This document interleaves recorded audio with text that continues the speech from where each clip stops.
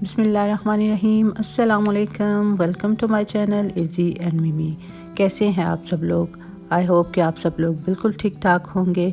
बस आज मैं आप लोगों के साथ जो नॉर्मल हम घर में आटा यूज़ करते हैं उसके पराठे फ्रोज़न आप किस तरह बना सकते हैं वो शेयर करूँगी। ये मैंने घर में जो मैं आटा इस्तेमाल करती हूँ वो है, मैदा नहीं है ये। इसका मैंने एक पेड़ा तकरीबन 125 ग्राम का ये पेड़ा है। आप जितने बड़े पराठे बनाना चाहें उतने हिसाब से आप अपने पेड़े बना के इनको थोड़ी देर के लिए रेस्ट पे रखते हैं। इसके बाद मैंने 3 से 4 टेबलस्पून घी मेल्ट किया है, ये ऑयल नहीं है। इसमें 3 से 4 टेबलस्पून के करीब में आटे के ऐड करके इसको अच्छे से हम लम्प फ्री एक स्लरी सी तैयार कर लेंगे।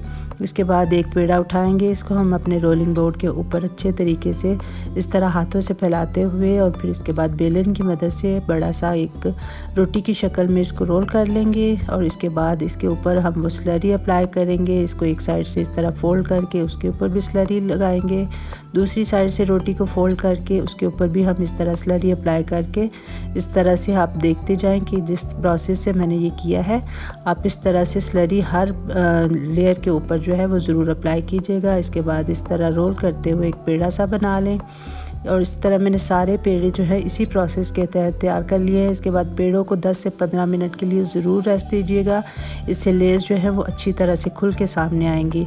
इसके बाद पेड़े को हम इस तरह से रोल करके जितनी बड़े आप पराठे बनाना चाहें उतना रोल करके इस तरह से मैंने ले लिया है ये बटर पेपर। इसके ऊपर एक के बाद एक मैं तमाम जो पराठे हैं उनको रखती जाऊंगी और ज़्यादा से ज़्यादा क्वांटिटी आप इसमें 5 पराठों की रखें, इससे ज़्यादा आप मत रखिएगा।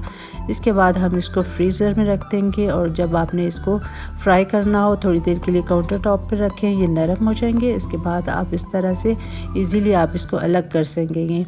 यह बड़ा अच्छा सा हमारा जो पराठा है वो रेडी हो चुका है। इसके बाद हम इसको फ्राई करेंगे।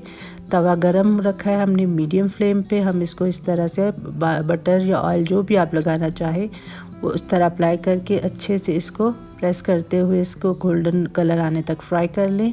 ये आप लेयर्स चेक करें किस तरह खुल के सामने आई हैं और ये सिर्फ इस वजह से है कि हम लेयर के अंदर जो है वो घी वाली स्लरी तैयार की थी। आप इस रमज़ान में इन पराठों को ज़रूर जो है वो फ्रीज़ करें और अपना टाइम सेव करें। आई होप कि आपको मेरी ये रेसिपी ज़रूर अच्छी लगेगी। दुआओं में याद रखिएगा। अल्लाह हाफ़िज़।